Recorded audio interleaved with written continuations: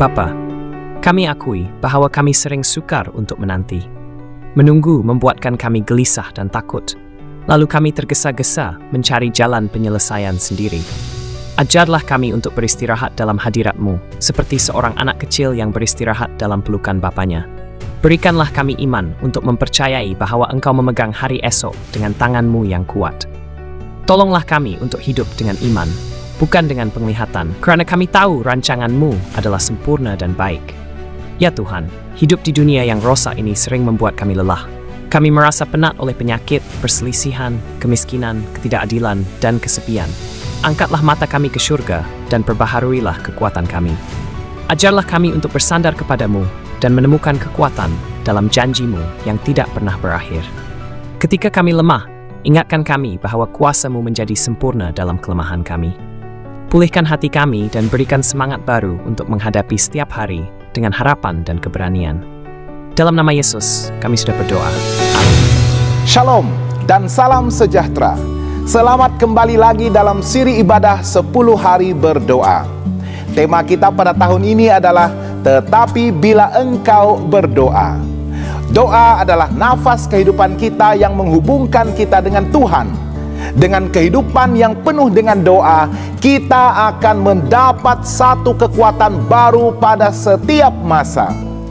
Hari ini kita akan berbicara tentang kenapa ada doa kita yang tidak terjawab dan bagaimana ianya boleh meneguhkan iman serta kesabaran kita.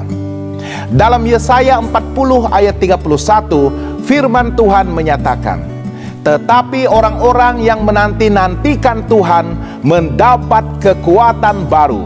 Mereka seumpama Raja Wali yang naik terbang dengan kekuatan sayapnya. Mereka berlari dan tidak menjadi lesu. Mereka berjalan dan tidak menjadi lelah. Sahabat yang dikasihi, menunggu bukanlah sesuatu yang menyeronokkan. Siapa yang suka menunggu? Sama ada menunggu di klinik untuk bertemu dengan dokter, beratur panjang, menunggu pesawat yang tertangguh di lapangan terbang, ataupun menunggu seseorang yang datang lewat untuk hadir ke mesyuarat. Abraham terpaksa menunggu selama 25 tahun untuk mendapat jawaban kepada doanya. Musa pula harus menunggu 40 tahun sebelum Tuhan akhirnya campur tangan. Yusuf menjadi hamba selama beberapa tahun dan kemudian dipenjarakan untuk beberapa tahun. Bukan tempat yang menyeronokkan untuk menunggu campur tangan Tuhan. Dan terdapat banyak contoh menunggu bantuan Allah di dalam Alkitab. Walaupun menunggu itu menguji kesabaran kita, namun Alkitab menyatakan bahwa salah satu ciri penting bagi umat Tuhan ialah kesabaran. Sama juga dalam halnya berdoa. Selalunya kita perlu menunggu jawaban daripada Tuhan dengan penuh kesabaran. Seorang penulis Kristen ada menyatakan dalam bukunya Pesanan bagi Orang Muda, untuk setiap doa yang tulus, jawaban akan datang. Ia mungkin tidak datang seperti yang kita inginkan ataupun pada masa yang kita jangkakan, tetapi ia akan datang dengan cara dan pada masa yang paling memenuhi keperluan kita. Doa yang kita panjatkan dalam kesepian, keletihan, dalam pencobaan, Tuhan menjawabnya. Bukan selalu mengikut jangkaan kita, tetapi sentiasa untuk kebaikan kita. Apabila kita merendahkan diri dan mengemukakan keperluan kita dengan cara yang jelas dan khusus, sambil mengakui bahwa kita bergantung sepenuhnya kepada Tuhan, bahwa Dia adalah Tuhan yang mendengar, yang kita yakini, Dia pasti akan menjawab doa kita. Walau bagaimanapun kita sering perlu menunggu. Kadang-kadang kita perlu kehabisan ke semua sumber dan pilihan kita sebelum Tuhan campur tangan. agar kita dapat mengetahui dengan pasti bahwa berkat itu adalah Dia dan kasih karunia-Nya. Jika Dia menjawab serta-merta, kita mungkin mengambil kredit untuk diri sendiri. Apabila kita tidak melihat cara untuk menyelesaikan sesuatu krisis, Tuhan hanya perlu berkata sepatah kata, dan sesuatu yang tidak pernah kita bayangkan akan terjadi.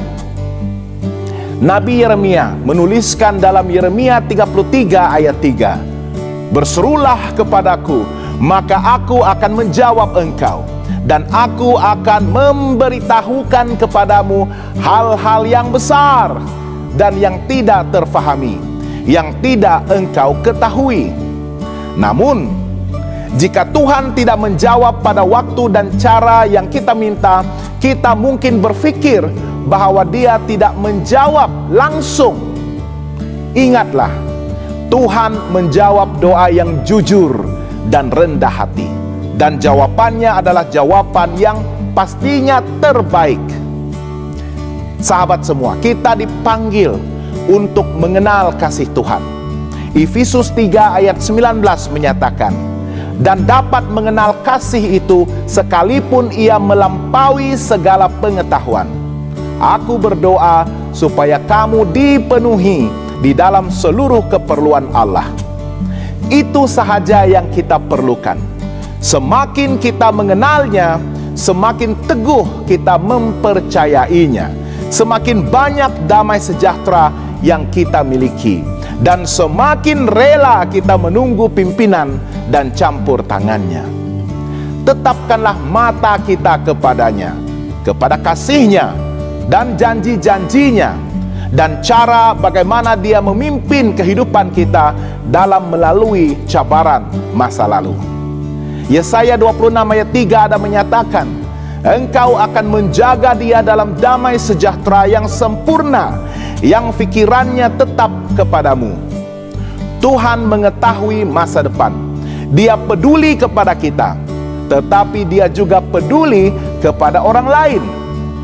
Dia mungkin tidak menjawab sekarang karena Dia mempunyai jawaban yang lebih baik, ataupun masanya belum sesuai, ataupun kita belum bersedia untuk rancangannya. Dia mungkin mempunyai jawaban yang berbeza, yang menjawab keperluan orang lain, sesuatu yang mungkin kita tidak pikirkan. Dia mungkin juga membenarkan sesuatu dalam hidup kita sebagai satu-satunya cara untuk mencapai seseorang yang tidak akan tercapai dengan cara lain. Banyak perkara yang hanya akan kita fahami di sorga kelak. Ingatlah, Yesus tidak datang untuk mati untuk memberikan kita kehidupan yang selesa di bumi. Malah Dia berkata bahwa di dunia ini kita akan menghadapi kesukaran. Dia sering menggunakan cabaran untuk mengajar kita pelajaran yang penting untuk pertumbuhan karakter dan keselamatan.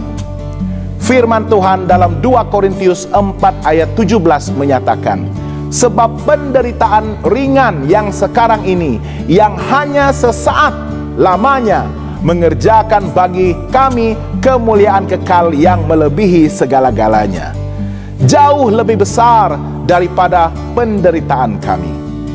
Oleh itu, daripada meminta Tuhan menghapuskan cabaran, mintalah Dia membantu kita untuk bertumbuh dan belajar melaluinya. Keperluan terbesar kita bukanlah keperluan yang kita doakan, walaupun kebanyakannya adalah keperluan yang nyata. Keperluan terbesar kita adalah untuk mengenal Tuhan kita. Semakin kita mengenal Dia, semakin kita mempercayainya, dan semakin kita membiarkan Dia bekerja di dalam hidup kita. Sahabat yang dikasihi, Tuhan memanggil kita untuk berdoa dan mencarinya, kehadirannya, rancangannya, dan juga pimpinannya. Carilah Dia untuk mengenalnya sebelum mencari jawaban dan bantuan. Kemudian, serahkan ke semua kebimbangan kita itu kepadanya, dan nantikanlah Dia dengan sabar. Mari kita berdoa bersama-sama. Tuhan Bapa kami di surga, segala puji, sembah, dan kemuliaan kami kembalikan kepadamu. Terima kasih Tuhan karena kesempatan untuk kami berdoa, menghubungkan diri kami yang berdosa ini kepada Engkau yang kudus, dan melalui pengorbanan anakmu Yesus Kristus yang telah pun membayar segala hutang dosa kami di salib, yang telah mengalirkan darahnya tertumpah untuk kami, membersihkan kami daripada segala dosa dan kesalahan kami, sehingga pada hari ini Tuhan, kami dilayakkan untuk datang kepadamu sebagai tebusan, sebagai anak-anak yang diangkat untuk memanggilmu Bapa Surgawi. Tuhan, kami bersyukur karena doa membolehkan kami untuk berkomunikasi dengan Engkau dan untuk mendapatkan kuasa serta kekuatan baru pada setiap hari. Hari ini Tuhan, kami belajar dan memahami kenapa ada doa-doa yang tidak dijawab oleh Tuhan. Dan kami tahu Tuhan punya rencana yang lebih baik untuk hidup kami.